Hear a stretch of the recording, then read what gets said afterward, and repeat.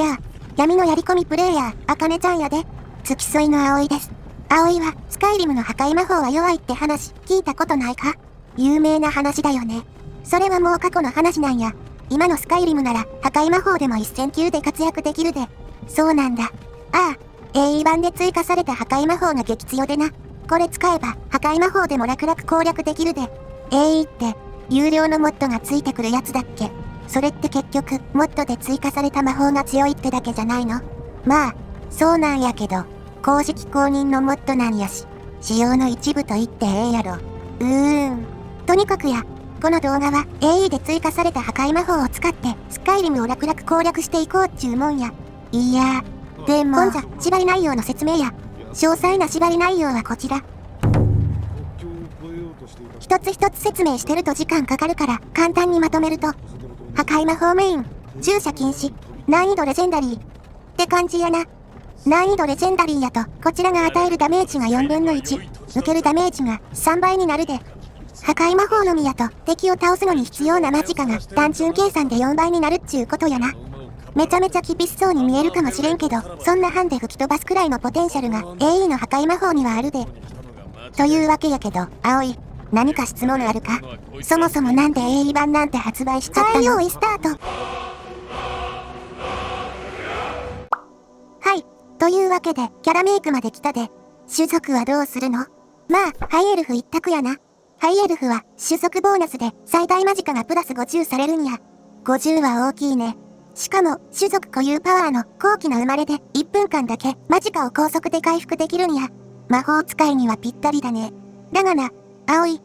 一番気に入っているのは、身長や。身長。ハイエルフは全種族の中で一番身長が高いんやけどな。スカイリムでは身長が高ければ高いほど移動も速くなるんや。そうなんだ。せやから、一番身長が高いハイエルフは移動速度の一番っちゅうわけや。移動の速さはプレイの快適さに直結するからな。正直、身長のためだけにハイエルフを選ぶ価値があるくらいに重要やで。へえ。見た目はこれでええか、強そうやし。男なんだ。ハイエルフは男も女も身長同じやからな。どっちでも変わらん。いや、見た目的に女の子の方がいいんじゃない？もっと入れないと女キャラにしても全然可愛くならないからな。だったらまだかっこいいって思える男の方がマシや。まあ、どうせプレイ中はほぼ後ろ姿しか見ないしね。そういうことや。名前どうすっかな？はい、名前はマゲさんにするで。マゲを言ってるからマゲさんや。安直だね。いや、実は明治とのダブルミーニングになってるんや。なるほど。とや、うまい名前やろ。コメントに困るラインだね。ほんじゃ、操作可能になるまで飛ばすで。ほい、処刑されそうになったところにアルドゥインが来てくれたで。ここいる、砦に入ったところから始めればいいと思うんだけど。いや、ちょっと小ネタを披露したろう思ってな。ほら、ここや、ここでレイロフより先に。なおかつ、後ろ向きで塔に入るとな。レイロフがワープしてくるで。何これは。普通やったら、レイロフより後に入るか。もしくは、先に入っても、後ろからレイロフが現れるから気づかへんのよな。っていうかこれ、どうやって気づいたの？いや、なんとなく、後ろ向きで入ったらどうなるか思ってな。なんとなくでそんなこと考えないやん普通。普通の人が、試さないことを試すのが、やり込みプレイヤーなんやで。あ、はい。と、こんな感じで、他では見られない小ネタやテクニックをいくつか紹介する準備があるでな。よかったらフォローよろしく頼むで。YouTube の方は、チャンネル登録お願いします。ほい、レイロフと一緒に砦まで逃げ込んだで。レイロフルートで行くんだ。レイロフについていくと、砦内では帝国兵と戦うことになるわけやけど、帝国兵の方がいいもん装備してるからな。はぎ取って売ること考えたら、レイロフルートの方がお得なんや。金目当て。ほんじゃ、ここでまた小ネタ披露やで。ほう、オープニングでは手枷をつけられてる間は一人称視点固定なんやけど、切り替え可能になった直後に三人称視点に切り替えるとな、手枷を切ってもらうモーションが見られるんや。はあ、すごない？地味。でも、このモーション、ここ以外で見たことないで。いや、わからんか、この凄さが。多分、スカイリム1000時間以上プレイしてても、このモーション見たことない人とかおるで。そんなに？これ見つけたとき、ちょっと感動したんやけど、感動のハードルが低すぎる。はあ。まあ、葵じゃわからへんか。このレベルの話は、わかりたくもないよ。来い。それじゃいよいよ初戦闘や。大丈夫なの？まだまだチュートリアルやし余裕や。その割には、随分コソコソしてるけど。いや、なぜか最初にこっちに向かってくるねん。まずはレイロフにターゲットを移してから攻撃開始や。汚い。攻撃手段は火炎を使うで。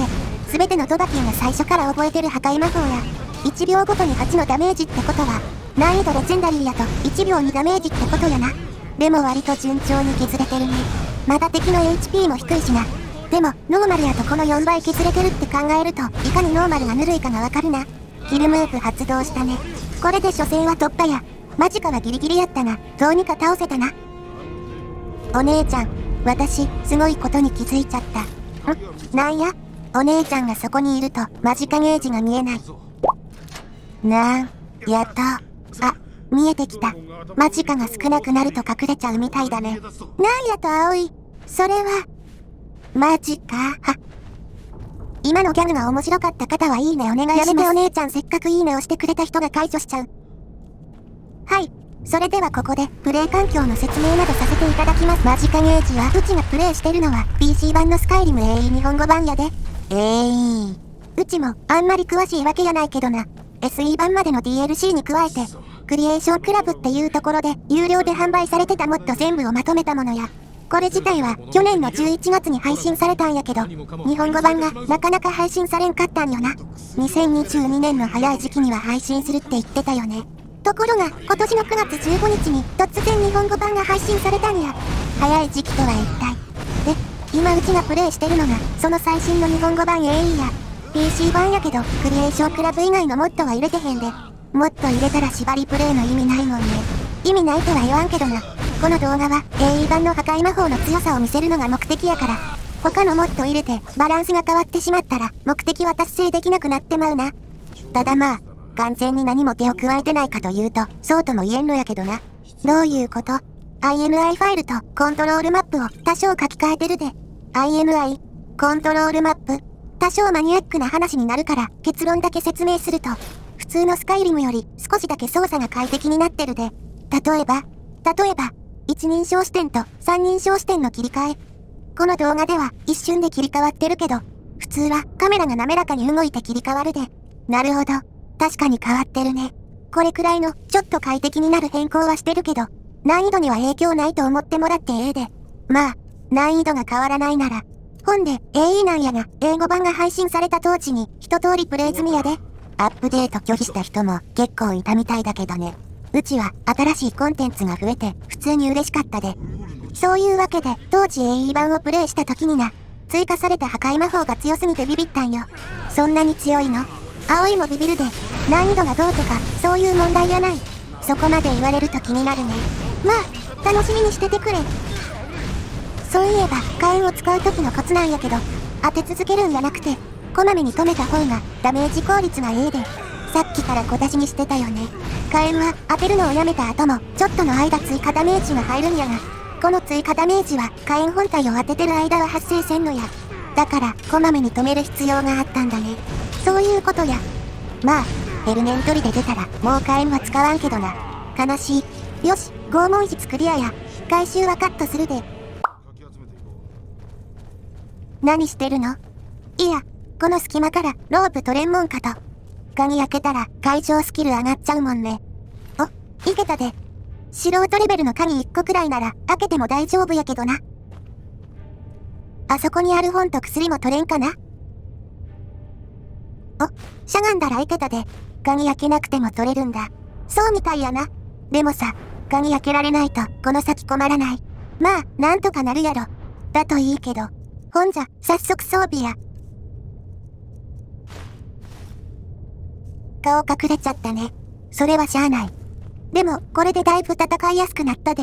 素人のフードが最大マジカプラス30で、素人のローブがマジカ回復速度プラス 50% やな。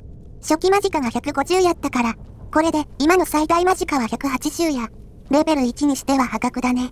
これがハイエルフの利点やな。序盤は特に50の差は大きいで。ほんじゃ、クマさんと実際に戦ってみるで。あれ、ここまで飛ばしちゃうの？どうせ、味方を立てにちまちま削るだけやからな。カットでええやろ。いや、でも、裏でズルしてるかもしれないし、葵、うちはニコ中や。それが、エセやり込みで再生数稼ごうなんて考えるのは、YouTuber だけや。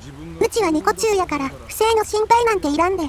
でもニコニコでも不正 RTA してる人いたよね。さあ、この岩の上から攻撃開始や。相手は遠距離攻撃はできんから、一方的に攻撃できるで。汚い。逃げていったら、下に降りて待つで。そしたらまた向かってくるから、今度は目の前の岩に乗って攻撃や。汚い。ほい、楽勝やったな。なんか動きが無駄に洗練されてない。まあ、このクマと戦うのも、一度や二度やないからな。とっくにパターン化してるで。さすがお姉ちゃんだね。お、珍しいやん。葵が褒めてくれるなんて褒めてないよ。はい。それじゃあ今回はここまでです。ご視聴ありがとうございました。